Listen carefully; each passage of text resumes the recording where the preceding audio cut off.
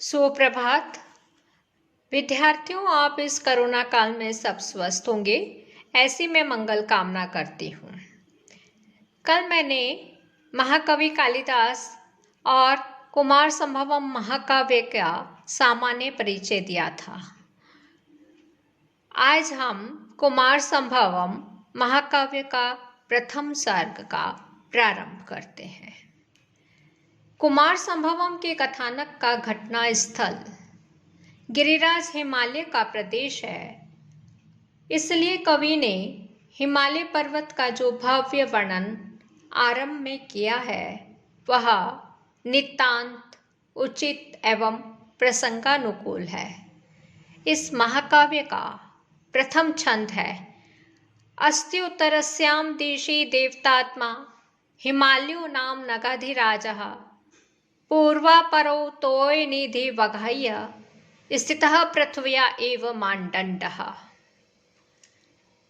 अर्थात अस्ति से तात्पर्य है उत्तरस्याम दिशि उत्तर दिशा में, देवतात्मा हिमालय नामो देवता बसते हैं जिसकी आत्मा में, वह हिमालय नामक नगाधिराज जो पर्वतराज है, पूर्व अपरौ तोयनिधि पूर्व और अपर अर्थात पश्चिम, तोयनिधि यानी समुद्र को, वगाह्य प्रवेश कर जो स्थित है, पृथ्व्या एव मानदंडः जो मानो कि पृथ्वी का मानदंड है।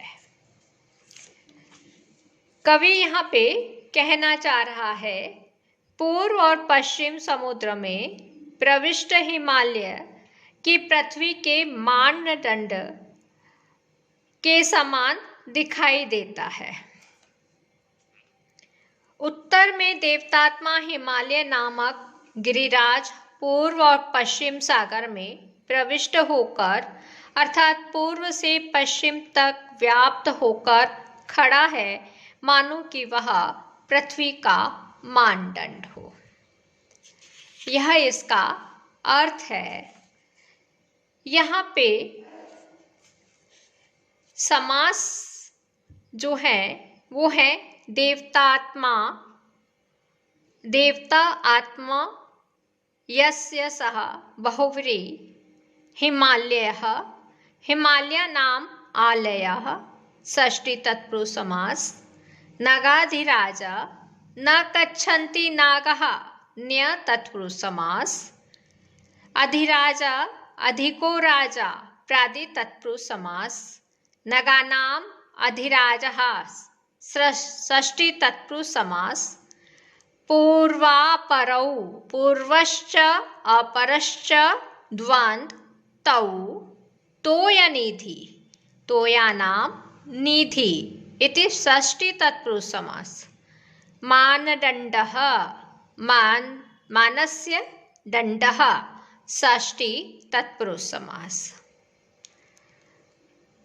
प्रकृति प्रत्यय देखिए, वगाह्य शब्द अवगाह्य अव उपसर्ग गाह धातु क्वत्वा यानी लय प्रत्यय है।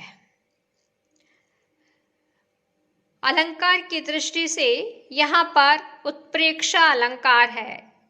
संभावनम अथोत्प्रेक्षा, जहाँ पे संभावना की जाती है वहाँ पे उत्प्रेक्षा अलंकार होता है। पूर्व और पश्चिम समुद्र में प्रविष्ट हिमालय की पृथ्वी के मानदंड की कल्पना की गई है, इसलिए यहाँ पे उत्प्रेक्षा अलंकार है। इस पद्य में अस्ति पद में जो अ है वह मंगल सूचक है, क्योंकि यह ओमकार बीज मंत्र का प्रथम वर्ण है तथा माहेश्वर सूत्र का भी प्रथम वर्ण है। पर्वतराज हिमालय की आत्मा देवता है। उत्तर दिशा में स्थित हिमालय मानव पृथ्वी का मानदंड है। यहाँ महाकवि कालिदास ने कल्पना से हिमालय का मानसिक साक्षात्कार किया है। हिमालय को अगर अंतरिक्ष से देखें तो उसके दोनों ओर जो समुद्र दिखाई देते हैं वे हिमालय के मानदंड के दो पलड़े हैं। यहाँ हिमालय में पृथ्वी के मानदंड की उत्प्रेक्षा अंतरिक्ष से हिमालय को देखते हैं तब समझ में आती है।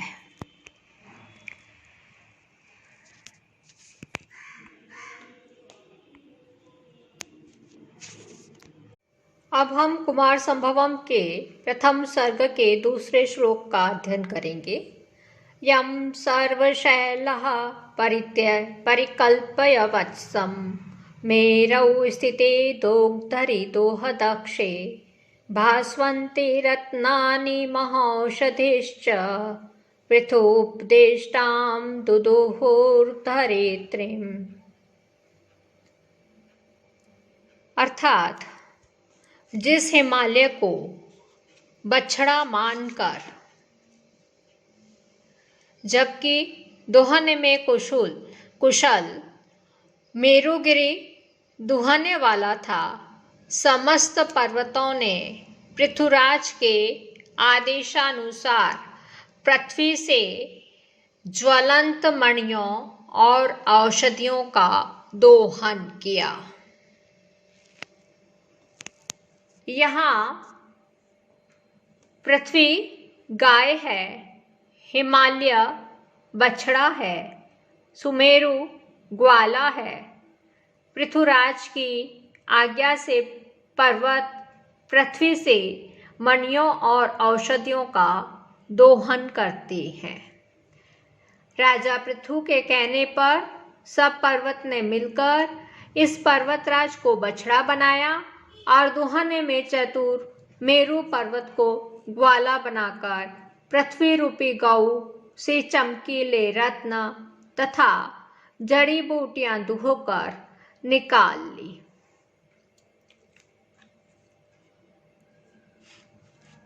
प्रस्तुत श्लोक में व्याकरण की दृष्टि से सर्वशैला सर्वे शैला इति कर्मधारय समास, दोहदक्षे दोहे दक्षः सप्तमी तत्पुरुष समास, महौषधि महत्यश्च तः औषध्यश्च कर्मधारय समास, पृथोपदिष्टान् पृथुना उपदिष्टः ताम तृतीय तत्पुरुष समास, भास्वन्ति च भास्वन्त्यश्च एक शेष समास। प्रकृति प्रत्यय देखिए। परिकल्पय परि उपसर्ग कल्प धातु त्वा प्रत्यय स्थिते सती सप्तमे से यहाँ भाव लक्षणा सप्तमी हुई है। दुदुहु दुहा धातु लेट लकार प्रथम पुरुष एक वचन।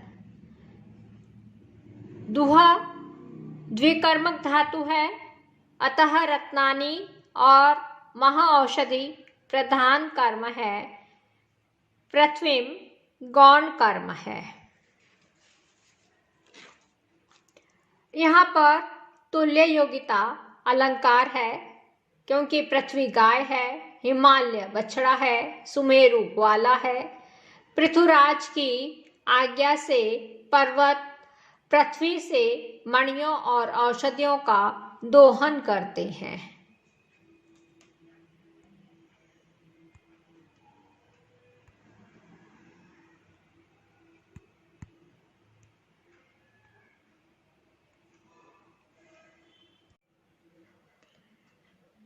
तृतीय श्लोक। अनंत रत्न प्रभवस्य यस्य हिमं न सौभाग्य विलोपी जातम एको ही दोषो गुण सन्निपाते निमज्जतीन्दो किरणेष्विवांकः।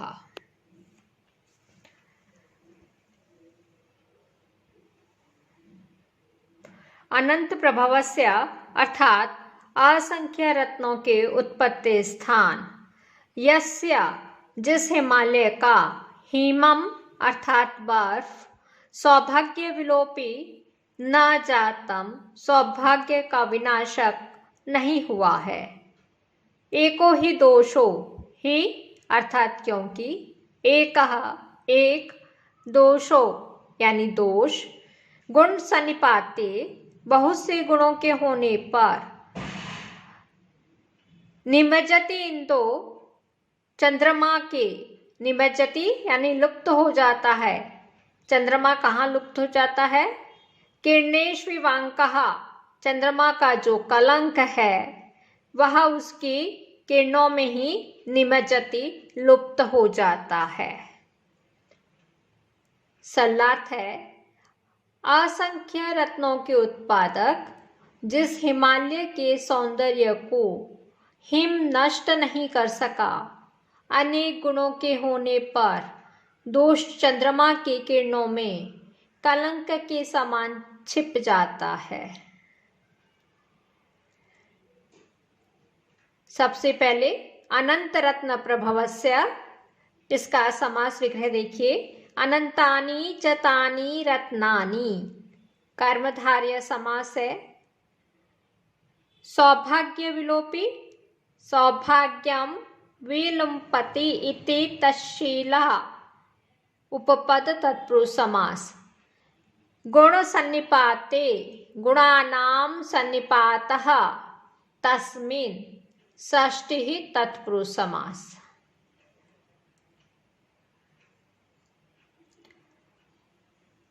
प्रस्तुत श्लोक में अर्थांतरन्यास अलंकार है। जहां पर सामान्य से विशेष का और या फिर विशेष का सामान्य से समर्थन होता है, वहां पे अर्थांतरन्यास अलंकार होता है। प्रस्तुत पद्य के उत्तरार्धगत सामान्य वाक्य से पूर्वार्धगत विशेष का समर्थन हुआ है, अतः अर्थांतरन्यास अलंकार है। इंदो किरणेष्विवांकः, यहाँ पर सादृश्यवाचक उपमा अलंकार है, क्योंकि यहाँ जैसे चंद्रमा की किरणों में उसका कलंक लुप्त हो जाता है, उसी के समान एक दोष बहुत से गुणों में लुप्त हो जाते हैं। यह समानता बताई गई है, अतः उपमा अलंकार है एवं उपमावाचक शब्द है।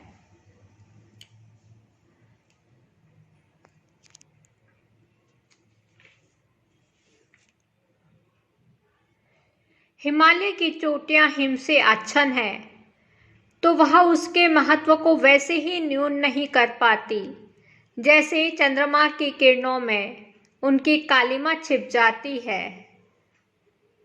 एको ही दोषो गुण सन्निपाते निमज्जति इंदो किरणेष्विवांकः,